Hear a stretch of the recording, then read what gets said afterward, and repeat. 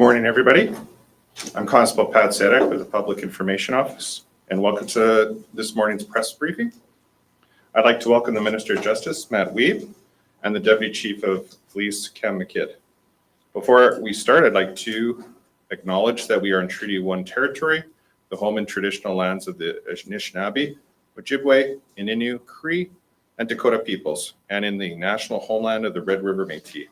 Our drinking water comes from Shoal Lake 40 First Nation in Treaty 3 territory. I'd like to turn the podium over to Deputy Chief Cam McKidd.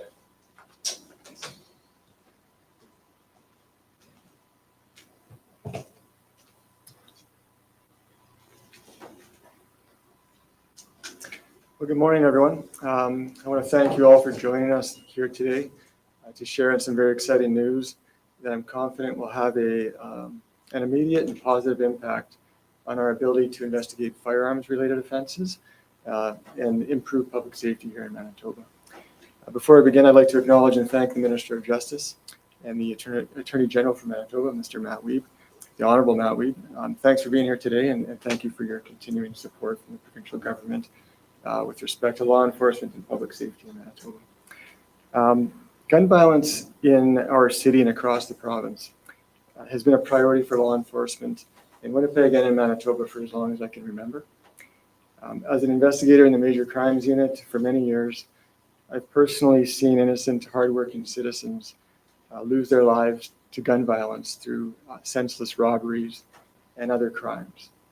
I currently oversee the homicide unit, and we know that over a third of gun-related homicide, or sorry, a third of homicides, all homicides, are related to gun violence. It's a very serious issue. In addition to that, I also oversee the drug and gangs units within the service. And it seems like we're seeing almost on a daily basis the impact of gun violence in our city as criminal organizations and street gangs battle for control of the illegal drug trade in our city and beyond. Just for context, I can tell you that in 2024, the Winnipeg Police Service attended over 2,600 calls for service that were related to firearms. And we investigated around 500 criminal offenses relating to firearms. Also in 2024, the Winnipeg Police Service seized 1,441 firearms, 713 of which were what we call crime guns. So these are directly related to criminal offenses such as robberies, shootings, or homicides. So due to the inherent lethality of gun violence, any criminal activity involving the use of a firearm becomes an immediate priority for police. And our ability to advance those investigations in a timely fashion, it's absolutely critical. In 2020, the Winnipeg Police Service became the first municipal police force in Canada to use the Integrated Ballistic Identification System, or IBIS, to process and analyze digital images of expended shell casings to generate real-time investigative leads.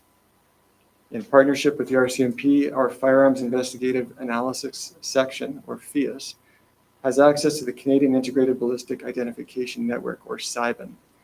And this is a national database where these digital images are collected and stored. Through the CIBIN network, bullets and shell casings can be compared to unsolved crimes across the country, and links to crime scenes can be made. The ability of our service to facilitate these CIBIN searches in-house has reduced the time it takes to receive results from CIBIN searches from nearly a year to less than 3 days.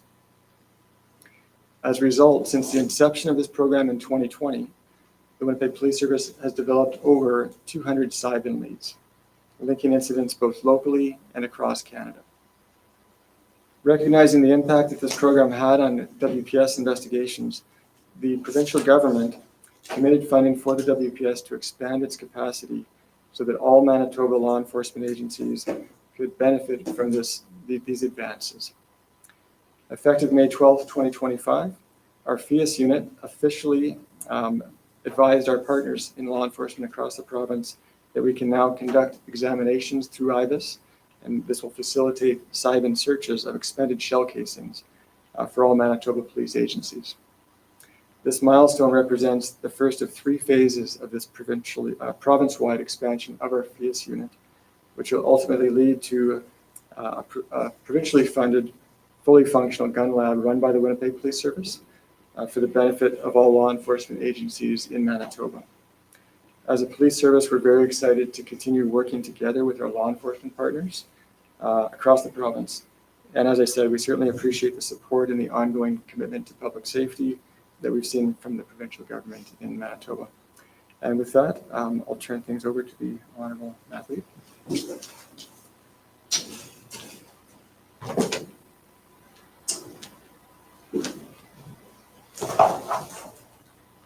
Thank you very much, Cam. Morning, everyone. I'm honored to be here today for this important announcement. I want to start by thanking the Winnipeg Police Service for everything that they've done in preparation for making this day a reality. Your diligent investigation of gun crime has made our city safer. By linking individual firearms to multiple crimes, you're sending a strong message to criminals and helping our prosecutors to build better cases against violent offenders. We've all seen the devastation caused by gun violence in our communities. These are senseless tragedies, and they're often driven by gang activity and by organized crime. This strikes fear into the hearts of our neighborhoods, and it must be stopped. As Minister of Justice and Attorney General, I want to assure Manitobans that these crimes will never be tolerated.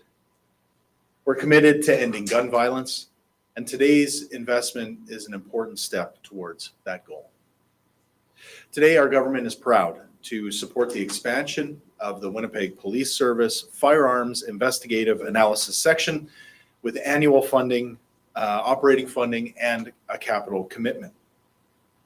This funding will allow the Winnipeg Police Service to assist with firearms investigations across the province. Through an updated procedure with other police agency partners, the Winnipeg Police Service will now receive expended cartridge casings for all provincial gun crime investigations. Once received, the Winnipeg Police Service will enter these casings into the Canadian Integrated Ballistic Identification Network database, also known as CIBIN, also allowing investigators to link these casings now with firearms that are used in other crimes, both provincially as well as nationally. In 2020, the Winnipeg Police Service became only the second law enforcement agency in Canada to test expended cartridge casings using this specialized ballistic hardware and then to enter that information into the national database. This innovation reduced their time to receive results from the CIBIN searches from nearly a year to less than 3 days, linking guns to multiple crimes more efficiently than ever before. In just 5 years, this process has generated 200 investigative leads. This capacity will now extend to all Manitoba police services, ensuring that gun criminals have nowhere to hide anywhere in our province. Today's announcement is the first step in creating a Manitoba crime gun lab with the capacity to handle all firearms investigations, including complex ballistics testing that's required for court. Once operational, Manitoba's Crime Gun Lab will alleviate the strain on the RCMP National Forensic Laboratory Services and will make our firearms investigations more efficient and more effective for our law enforcement here in this province, as well as our prosecutors. In closing, I once again want to thank our police agencies for their tireless dedication to public safety all across this province. And I want to send a message to those gun criminals. Whether you're trafficking in illegal firearms or you're using guns to harm our communities, we will find you, we will prosecute you, and we will make a difference on public safety in our province. Thank you very much. Turn over for questions. If there's any questions? Sorry, Mr. Lee. No. And I may have quick missed it while I was writing this. No problem. Is there new capital funding on this speaking out? Yes, that's right.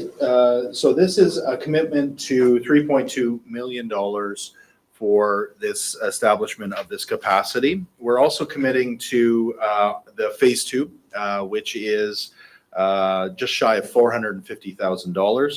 This will develop the, as I said, phase two of the crime gun lab here at the WPS headquarters. This will give us the capacity here to add the equipment and add the infrastructure that we need to do this kind of investigative work. I'll maybe stop there in terms of the detail, because if you want to know some more about that equipment, I'm sure Cam can speak at length about it. Sorry, is there annual funding as well, or the capital one? Yes, this is a commitment to annual funding to support this work. We can get you the details on the specific numbers just to sort that piece out for sure. Yeah. So this $3.2 million Yes. is the total funding, or it's an additional funding, just to double check? This is additional funding. This is new. This is new funding. This is funding that we committed to, in terms of our public safety strategy, our overall commitment to law enforcement across the province. We know that this is the kind of investment that will build the capacity to make a real difference when it comes to these kind of complex and really the most heinous of crimes when a gun is involved. We know that's the kind of violence that Manitobas want us to stamp out, and so we're taking steps to give the capacity here in-house in the province to be able to support law enforcement across the province, rather than simply relying on the RCMP and a process, quite frankly, that's hasn't been responsive, hasn't been adequate for the kind of work that we want to do. The kind of information that we can get in the timely manner that we can get it will help the investigations and will help solve crimes. Deputy Kidd, perhaps more technical questions. So just technically, in terms of shell casing analysis, the technicians, are they essentially examining casings for markings and comparing that with markings left on other casings? Is that really what it? Essentially, yes. Yeah. Maybe I'll backtrack. I know there's a lot of acronyms in our preamble here, so maybe I'll just put it sort of in plain English. I would equate it to sort of like our investigations where we all know about fingerprints and how those work and how we link suspects to different scenes. A suspect commits 3 break-ins in the course of a week, leaves fingerprints at those locations. So we can link those crimes, we lift those prints, and within a day, we've got that identification made. Shell casings also are very unique. They're much like fingerprints.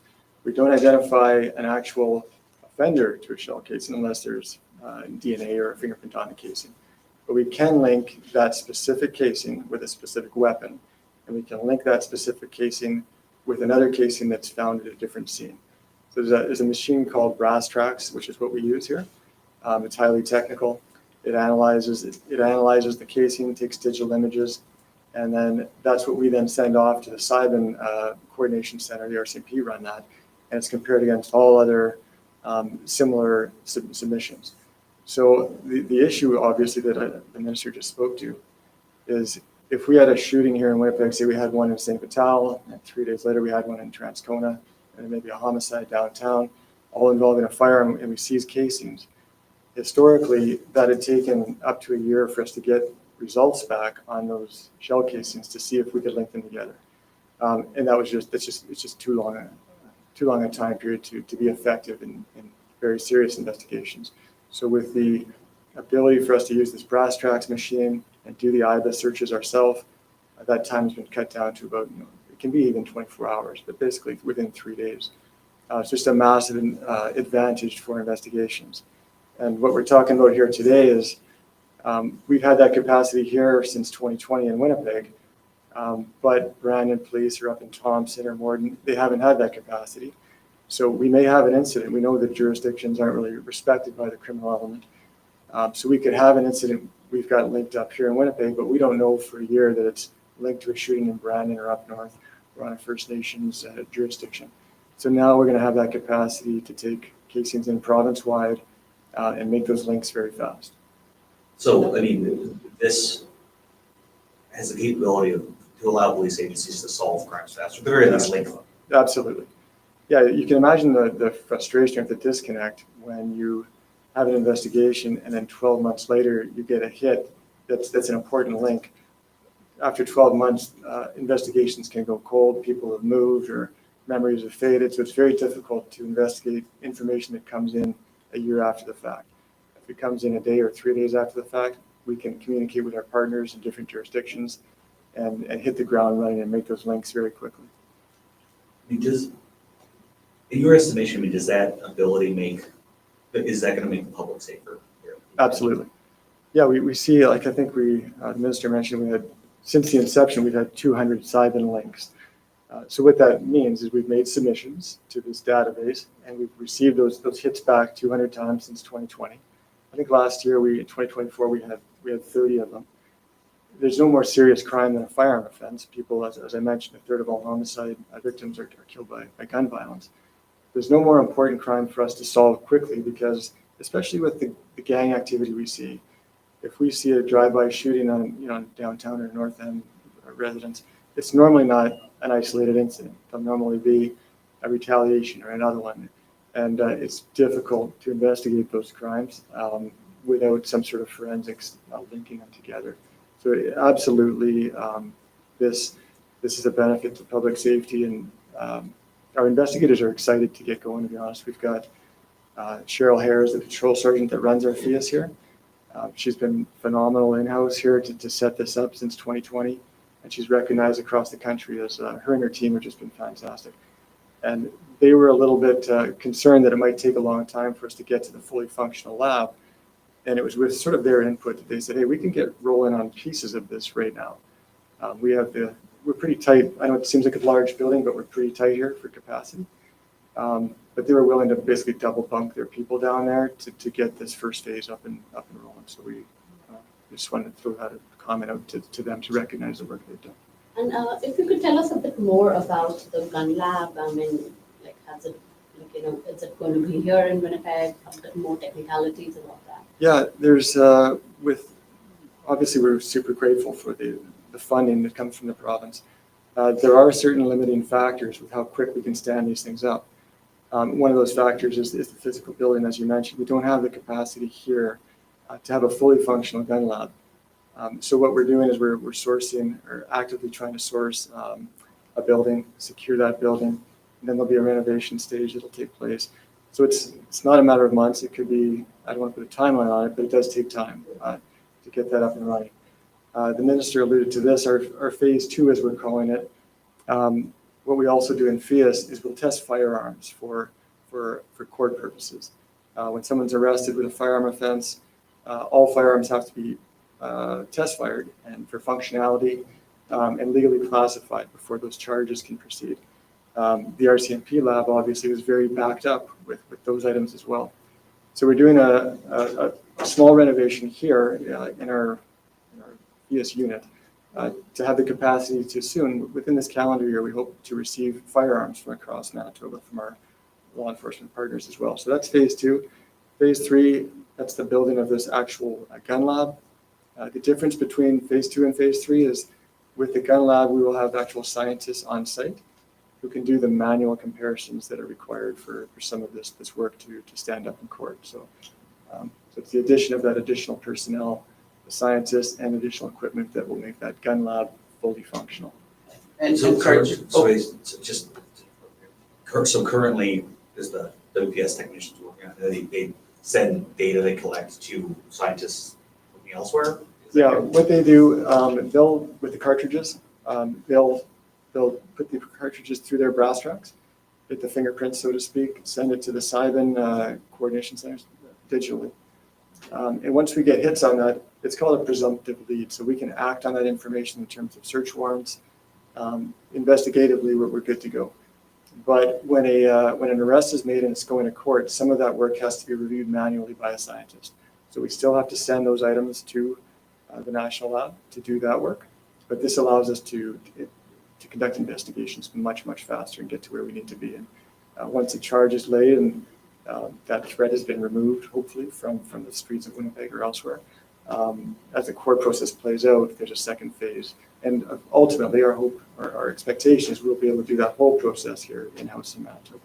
With scientists of working for. Precisely, yeah. just to confirm, so you guys are hoping to get phase 2 in-house renovations with the equipment done at the end of this year, Yeah. and then in terms of phase 3, the fully fledged gun lab, that's going to be in another location, and there's no timeline for that. Exactly. That's dependent on us locating an appropriate facility, securing it, and then renovating it. So it'll be a bit of a process. So for that reason, we're trying to do as much as we can in-house here before. We recognize that we've seen things, it can take time. Things can stall out a bit. We might not be able to find the right facility. It can take time. So we don't want to leave things to chance. We wanted to move forward as quickly as we could with these first two phases and accomplish what we could right now. Deputy Chief, here leader with APTN. Sounds like great collaborative work. Switch it up a little bit. I want to ask about Winnipeg and the 14 homicides, 13 are First Nations people. In the past, Winnipeg police have said they don't keep data on race and whatever, but this year was noticed, they're starting to put where the people are from. Just your thought, like, is this a collaborative approach with the new police chief and the community? Can you comment on that? So are you speaking to when we do media releases? We're putting Yeah. We do try to provide. I think this practice has been for the last. I think we've been in excess of the tenure of Chief Bowers. But we've tried to provide a little more context to victims in terms of where they're from. If they're from Indigenous communities, you might have seen over the past year or two a subtle change in wording. I'm not sure if it's changed in the last couple of months. I think we've been doing that for some time. You can get somebody to speak. And I'll just comment on that. I know it's we've had it always seems like our homicide rate is fairly high here in Manitoba. Our solvency rate is excellent. I think we're always close to 90% solvency rate, and nationally the numbers are considerably lower. So we do a pretty good job here.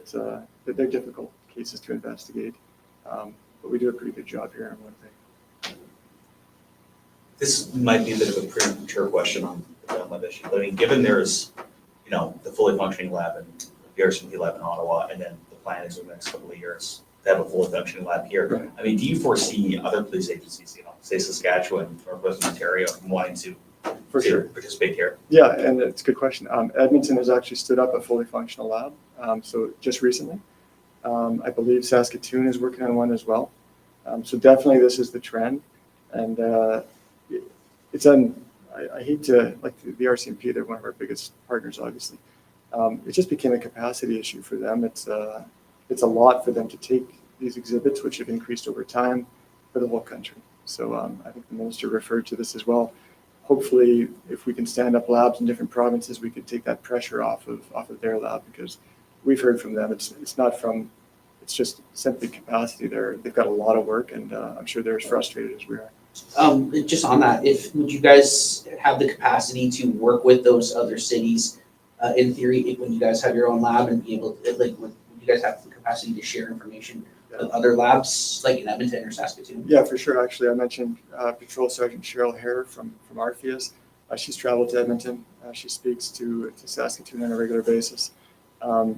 Be more than willing to help out with the expertise that we've developed here in Winnipeg with other jurisdictions, for sure. We approve that travel, and simply if other partner agencies need some assistance, or if they want to come here and see how we operate, that's happened as well.